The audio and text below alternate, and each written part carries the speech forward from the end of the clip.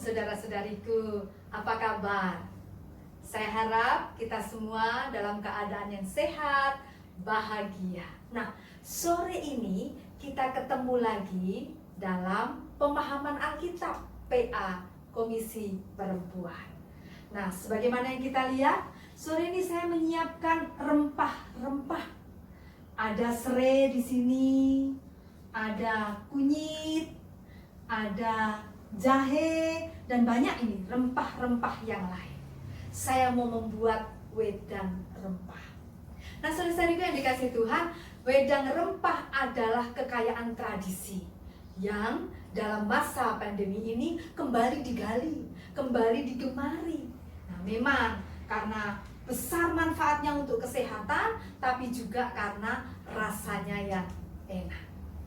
Nah, berbicara tentang rempah-rempah, saya juga jadi ingat akan seorang tokoh perempuan yang pada waktu itu dia bersama-sama dengan perempuan-perempuan yang lain pergi ke kubur Yesus membawa rempah-rempah. Ini dikisahkan di Lukas, dikisahkan juga di Markus.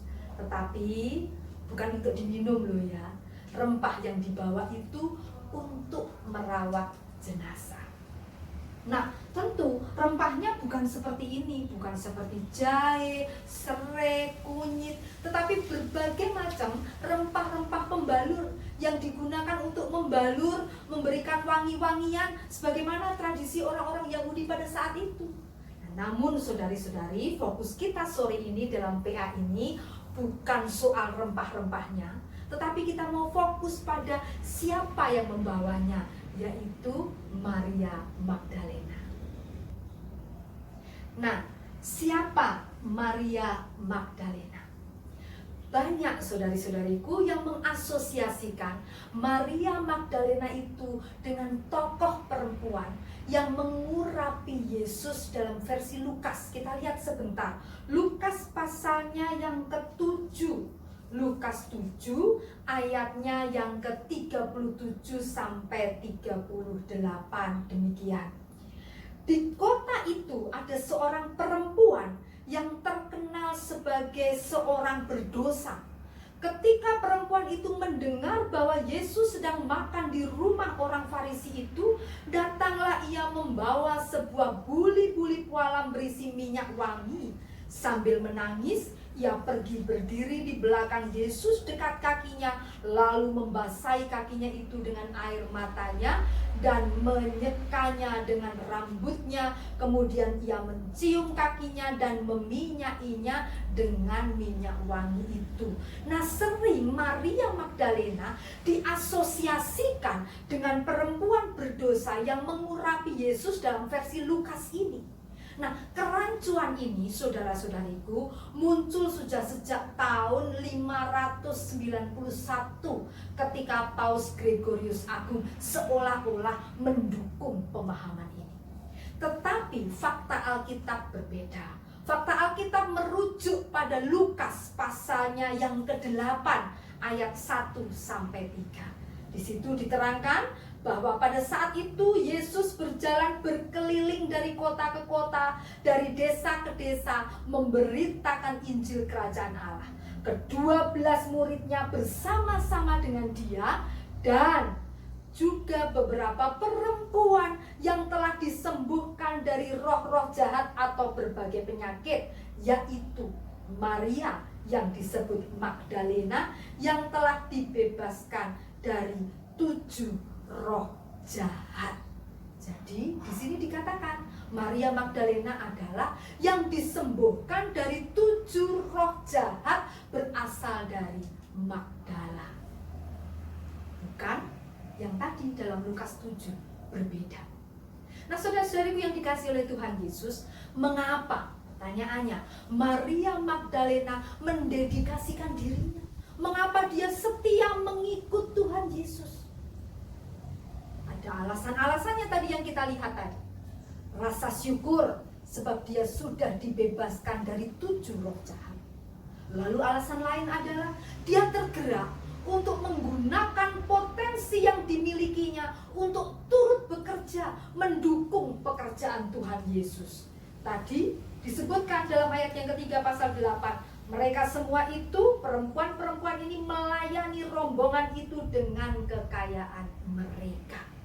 Ya. Lalu pertanyaan selanjutnya adalah, apa peran Maria Magdalena dalam gerakan Yesus?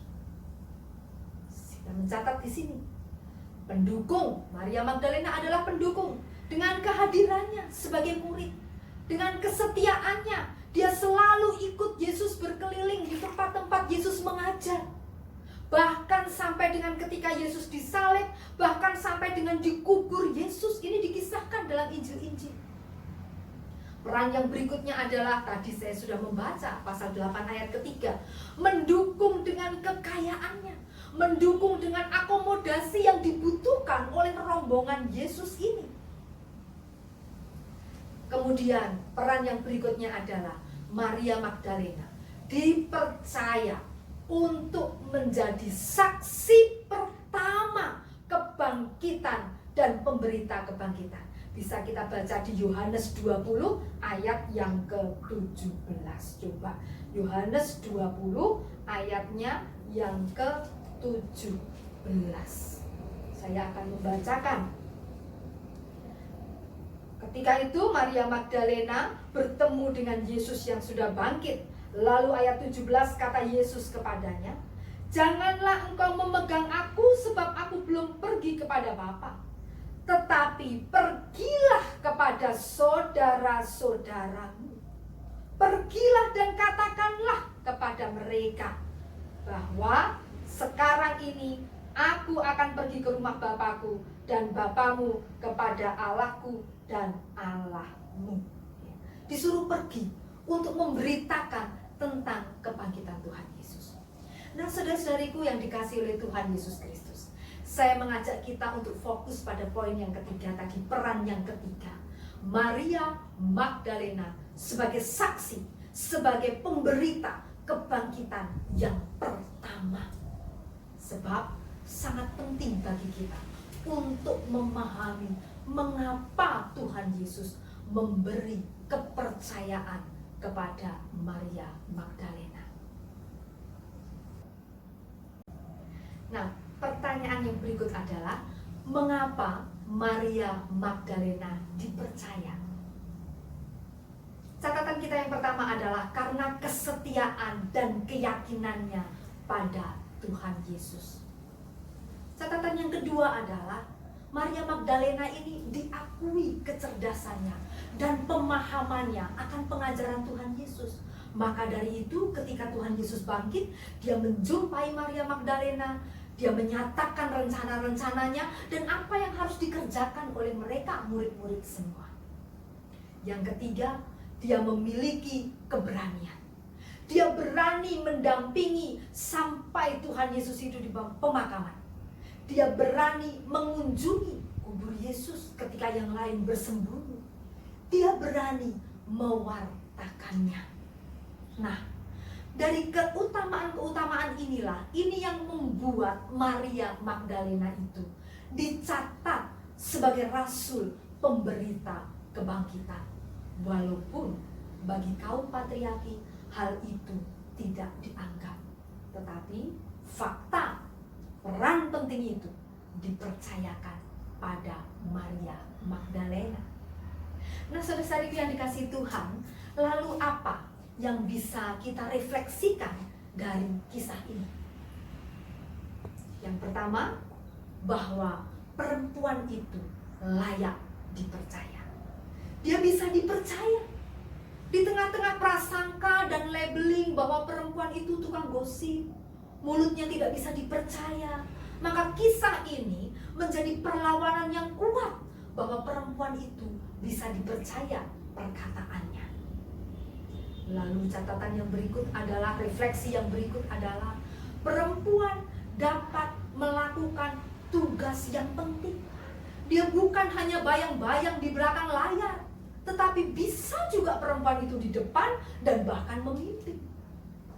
Refleksi yang berikut adalah, perempuan mampu menjadi pembawa kabar baik dengan kecerdasannya, dengan kesetiaannya, dengan rasa syukurnya, dengan dedikasinya, dan lain-lain. Dan yang berikut adalah perempuan mempunyai kekuatan untuk bertahan dalam pelayanan, sekalipun keadaan itu penuh tantangan. Terbukti bukan ketika para murid laki-laki yang lain mereka bersembunyi, para perempuan dan Maria Magdalena selalu mendampingi Yesus. Dan ini bisa kita buktikan sampai saat ini, bahwa di tengah-tengah pandemi, di tengah-tengah suasana yang sukar, perempuan-perempuan dimanapun mereka juga menjadi penggerak, orang-orang yang tetap tangguh dalam pelayanan, sekalipun suasana keadaan tidak mudah.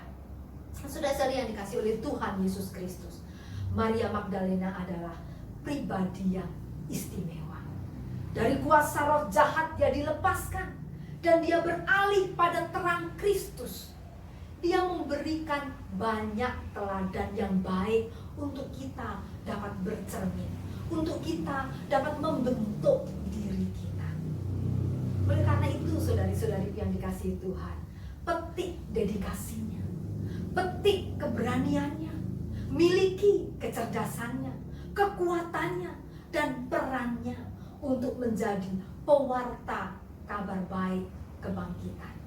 Nyatakan ini dalam kehidupan kita saat ini dengan berbagai-bagai cara, dengan berbagai-bagai hal yang bisa kita kerjakan, sama seperti Maria Magdalena, menjadi pembawa kabar baik, pembawa berita kebangkitan.